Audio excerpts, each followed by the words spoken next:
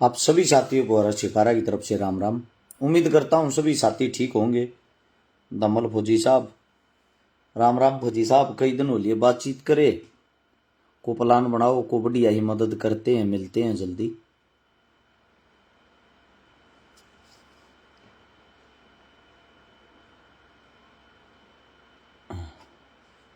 आवाज आ पा रही है, नहीं आ पा रही, एक बार चेक करना। मैं अपनी बात पे बोलना शुरू करता हूँ। सुमित डागर भाई, क्या रिप्लाई चाहिए बताओ।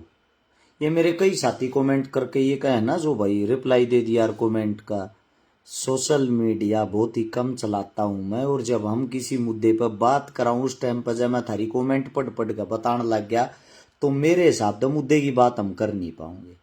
इसीलिए आप सभी साथियों से विनती है, मैं अपनी बात शुरू करता हूं। बहुत जरूरी है, मुद्दे की बात है। आप सभी साथी वीडियो को जुड़ते ही शेयर करते रहना। और भाई, हरियाणा के अंदर हमारी जो भारतीय जनता पार्टी बीजेपी सरकार आई है, सरकार का नायाब तोहफा आप सभी को सबसे पहले तो मुबारक हो। और वो मुबारक इसलिए हो, बहुत सारे साथी खुश हुए थे, और उनकी खुशी का जो ठिकाना था, खुशी थी उनकी कि उन नाते 25,000 आदमी सरकारी नौकरी लगवा दिए। बड़ी खुशी हुई सारे के। आप लोग भी बहुत खुश हुए होंगे, मैं भी खुश हूं। कुछ घरा में भाई दीवे जड़े हैं, सरकारी नौकरी लाके वे अपने आप ने न्यू माने हैं। चलो भाई, आखिर में हमने कामयाबी मिली। लेकिन वह कामयाबी कितनी मिली है, वह बात थोड़ी गौर है मेरे साथ। तो उसकी आपको अच्छे तरीके से उसका पता हो तो शायद अच्छा रहता है। सबसे पहली बात तो जो 25,000 पोस्ट पूरी हुई हैं, जिनको ज्वाइनिंग दी गई है, उनमें तो 9,500 पोस्ट तो ऐसी थी जिन पर योग्य उम्मीदवार ही नहीं मिले। यानी कि 9500 पोस्ट साइड कर दो, बची कितनी? 24,000 मत है 14,500। अब 14,500 हैं, उनकी बात करते हैं। 14,500 में का 6,000 बच्चे ऐसे थे जो ग्रुप डी में पहले एक काम करने लग रहे थे, जो कच्चे ले रखे थे सरकार ने। अब बच्ची कितनी? 9500। 9500 यानी कि 9,500 आदमी सरकार ने अगर सरकारी लगा दिए, उसका डंडोरा पीट के इतना बड़ा बनाया जा रहा है जो इस धरती के ऊपर आज से पहले कभी कोई सरकारी नौकरी निकली ही नहीं थी। ये तो है तुम्हारी ये 24-25 सरकारी हजार नौकरियों की सच्चाई। दूसरी बात ये है, हासिल क्या हुआ आप लोगों को? ये 5 साल इसका गुणगान करे जाओ, पर सरकार इन बातों पर बनाई, इन्हीं चीजों के मुद्दे पर देखने की बात है। मैं बता देता हूं नायाब तोहफा क्या है। हिंदुस्तान एक कृषि प्रधान देश है, ना कि कुर्सी प्रधान। आप लोग समझ रहे हो, हिंदुस्तान कुर्सी प्रधान देश है। कुर्सी प्रधान देश हो गया, कृषि प्रधान नहीं रहा। 80% आदमी खेती पर निर्भर हैं, खेती करते हैं। खेती की जब बात आवे है, जमींदारी की बात आवे तो एक विशेष जाति पर ध्यान दे दिया जा है। एक जाति खेती नहीं करती, सर्व जाति खेती करती है। किसी गांव में किसी जाति के पास ज्यादा जमीन है, किसी गांव में किसी जाति के पास। सीधी सी बात, यह जमींदार जो होता है, जमींदार होता है, किसान की कोई जाति नहीं होती। अन्नदाता अन्नदाता होता है। अन्नदाता के बिना जीवन नहीं है। अन्नदाता के क्या हालात अन्नदाता तक के दिया है सरकार ने, आंख खोल कर सुन लियो। हो सकता आप लोगों को ना पता और हकीकत बोलने की किसी की औकात नहीं, ये बात मैं पहले भी चिल्ला चिल्ला कहा करता। अरे थारा भाई हकीकत बोलना चाहो, अगर विधानसभा में पहुंच गया तो चलो, हो सकता हम उसका बिल नहीं होंगे, लेकिन हकीकत न सुन तो सको हो। मैं तो पहले भी बोलूं था, सरकार में नहीं हूं जब भी बोलूं हूं। अब वो हकीकत सुनो। 2024 में हरियाणा के अंदर बीजेपी सरकार आने के बाद 336 किसान ब्लैक लिस्ट कर दिए। ब्लैक लिस्ट का मतलब 2 साल तक उनकी जो फसल हुआ मंडिया में ना बेची जाएगी, ना को खरीदेगा। इसका कारण क्या है? इसका कारण भी पता होना चाहिए। जो 336 किसान ब्लैक लिस्ट किए हैं, इनमें कहे लगभग आपको बता देता हूं, कैथल में 123 मामले दर्ज हुए हैं, और बाकी आसपास साम हुए हैं, पराली फूकते थे आए हैं ये। आकिन ने वायु प्रदूषण करया है, वायु प्रदूषण फैलाया है। अगर 364 दिन किसान इस देश को हरियाली देता है और एक दिन उसने 365 दिन नामक एक दिन उसने वायु प्रदूषण कर दिया, कौन सी उसे वातावरण के अंदर प्रदूषण में उसका कितना प्रतिशत हिस्सा हो गया? ये इतनी बड़ी बड़ी फैक्ट्रियां हैं, कंपनियां हैं, इतने व्हीकल चलते हैं, क्या कभी उन फैक्ट्रियों पे भी कोई आप लोगों ने कोई ब्लैक लिस्ट किया, मुकदमा दर्ज कराया है? सरकार से पूछना चाहता हूं, किया है क्या आज तक? किसान जो पराली फूकता उस पराली के लाभ भी हैं। माछरी जो है यार, मच्छर जो है आकर उन तो छुटकारा मिल रहा है। जिन लागे है अगर भाई एक दिन की कराल की किसान की पराली फूके तो हमने सांस लेने में हमारा दम घोटा है, ये मूर्खता का परिचय है और कुछ नहीं। ये इतनी बड़ी बड़ी जो फैक्ट्रियां, कंपनियां, फर्में ये चल रही है ना, उनसे प्रदूषण फैलता है। इतनी बड़ी बड़ी चिमनियां, भट्ठे, रोक लगाने उन पे क्यों नहीं लगाते? उनको ब्लैक लिस्ट क्यों नहीं किया? 336 जो किसान, उनको 2 साल के लिए ब्लैक लिस्ट कर दिया। क्यों? क्योंकि उनकी आवाज सुनने वाला, उनकी आवाज उठाने वाला, उनकी आवाज लड़ने वाला कोई है ही नहीं। आप सभी साथियों को एक बात और बता देता हूं, 1,57,000 रुपये भी वसूल ले गए हैं 63 किसाना पे। डीएसपी साहब है कैथड़ से, उन्होंने मामले दर्ज करके, यानी कि गरीब को और गरीबी में मारा जा रहा है। अगर आपको वसूली करने का शौक है, गुजरात के अंदर शाह की बीवी भागी है,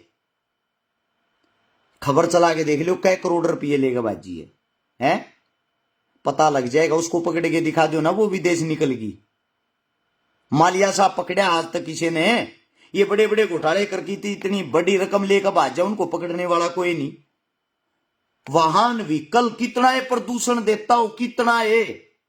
एक 100 रुपया की पर्ची बनेगी, उस समय उसका प्रदूषण बंद हो जाए बिना चेक करे। क्या कभी उस पे मुकदमा दर्ज होया है?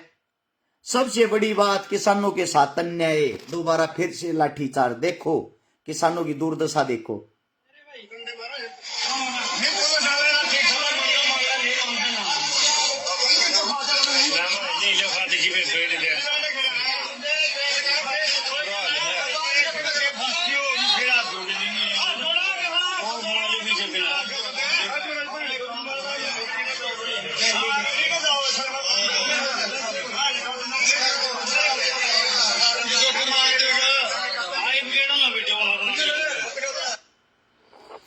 आज फिर एक बारी किसाना पर लाठीचार्ज हुआ है। लाठीचार्ज होने का कारण की है?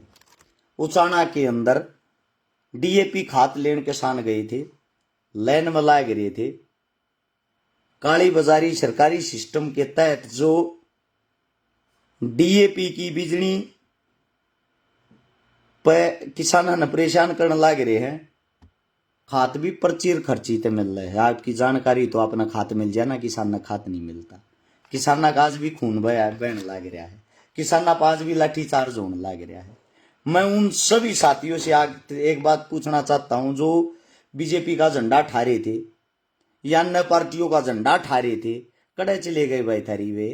जिन जिन तक तुम वोट दो थे, थारे वे रक्षक अब इस टाइम पे कहां चले गए? सरेआम किसान की दुर्गति हो रही है।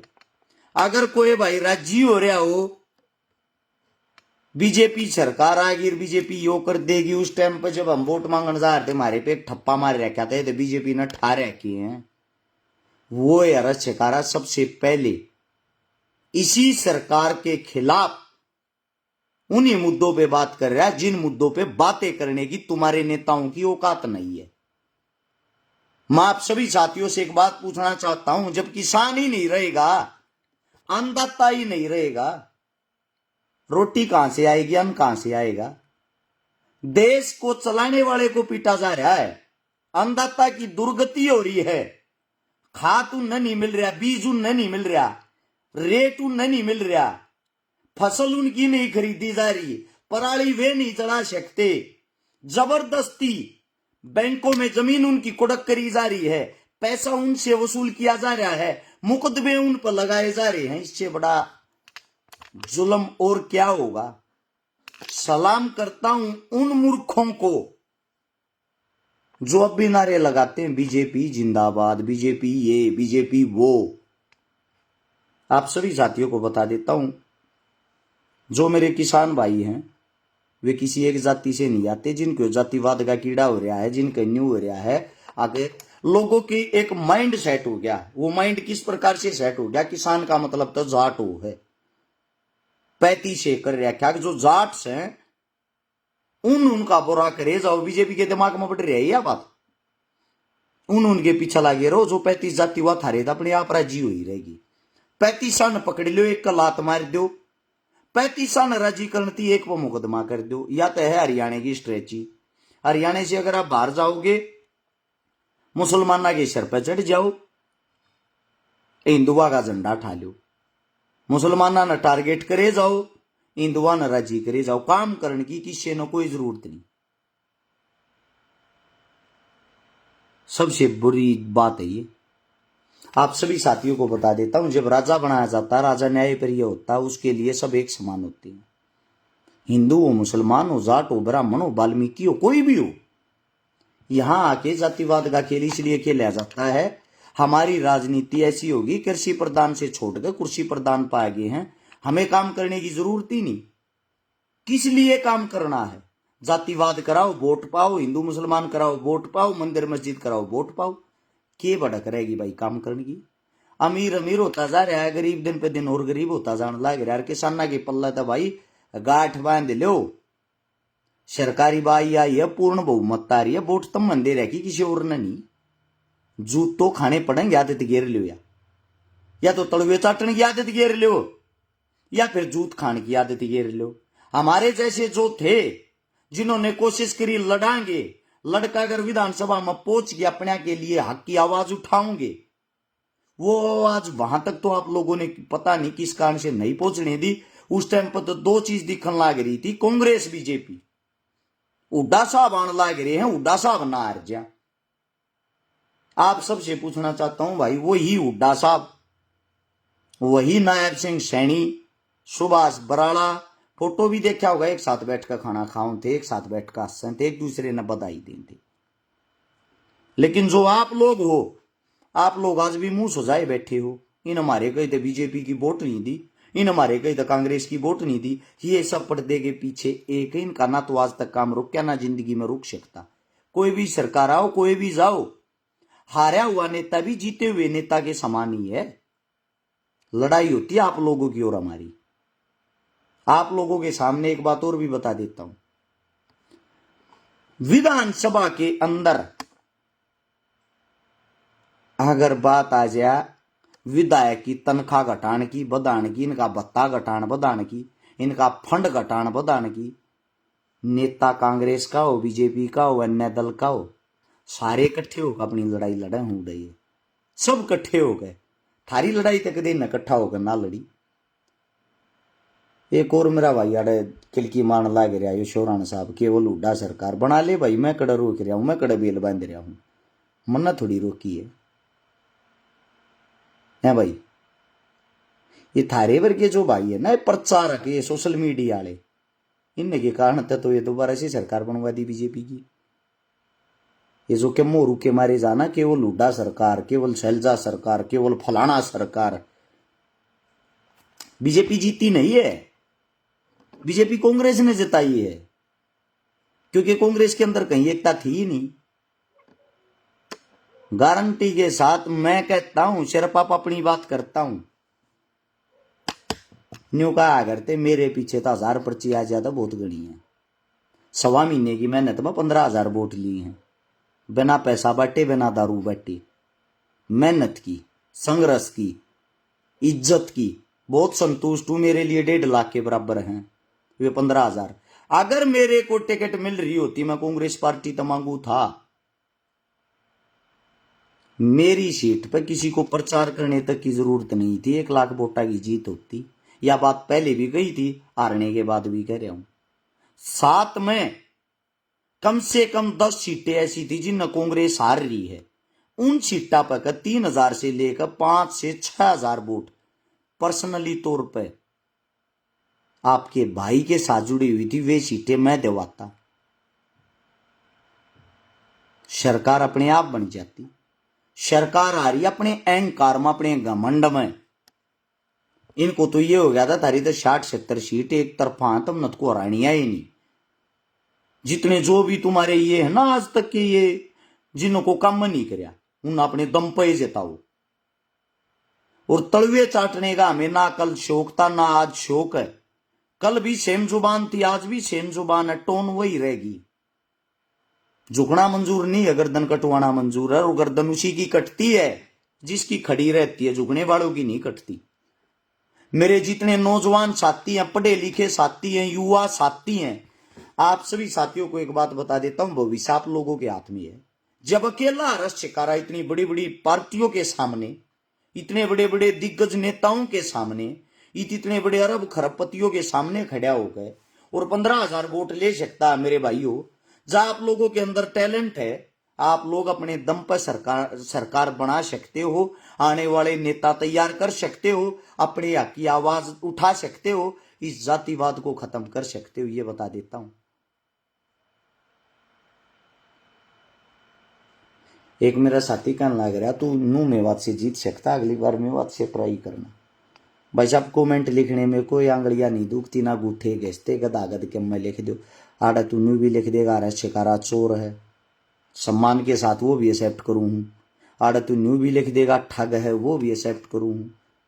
तू न्यू लिख देगा पाकिस्तानी है, वो भी एक्सेप्ट करूँ हूँ। क्योंकि जुबान में हड्डी थोड़ी हो भाई, कैसे भी चला ले इसने, ठीक है। जमीन पाक मेरे भाई कुछ करके दिखा, और मैंने करके दिखाया है।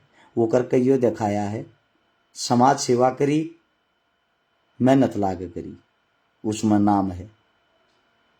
राजनीति करी, बड़े बड़े के छक्के छुटा दिए, जिन्हें न्यू कहा करते तो जिंदगी में हार नहीं सकता, वो अपने घर बैठा दिया।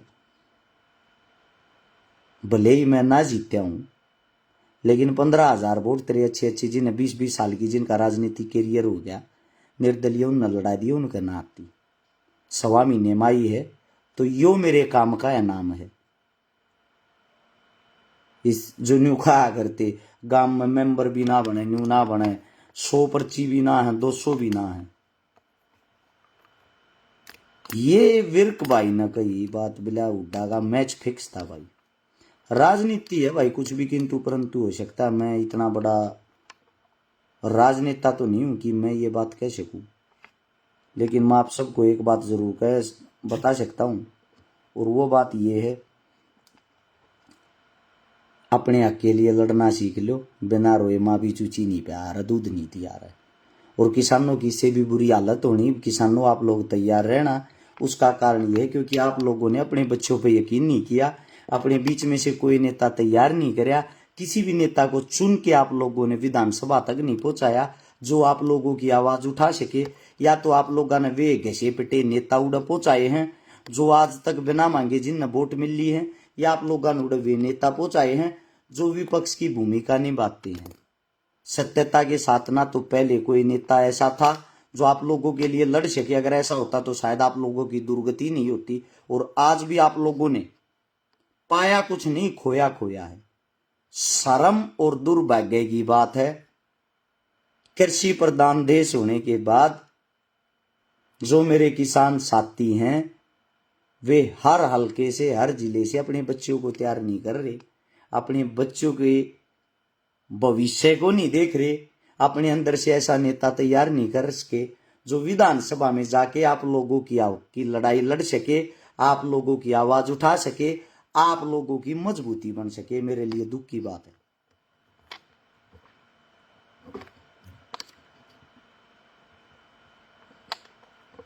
भाई अनिल शोरा ने ये पार्टियां प्रचार करे तो कुछ ना ऊपर उधर कमा के खा ले। तू किसान है, अरे यह बात ना लिखे जो लिखन लाग रहा है, ठीक है, कमा के खा ले, कुछ ना दे प्रचारा मीब तक कड़ पड़ी है लोग नींद की फेरा लिया इनके झंडे ठाक तू है भाई। चलो आप लोगों को इतना ही कहना चाहूंगा, स्वस्थ रहो, 5-7 दिन बाहर घूमने के लिए गया था, कुछ जड़ी बूटियों के बारे में बात करने गया था अपने घर आ लिए। हाँ, समाज के बीच में। हाँ, मेरे लायक जिस साथी को, जिस भाई को जो भी मदद, जो भी हेल्प लग गए, जो भी चीज लग गए, जड़ा तुम लट खाते हो थारी गैल खड़ा होगा लट खाने मैं तैयार पाऊंगा। बात जायज हो, मुद्दा जायज हो। सभी साथियों ने एक बार फिर से राम राम। नई सरकार बनने की बधाई, आप लोगों ने बनाई उसकी भी बधाई।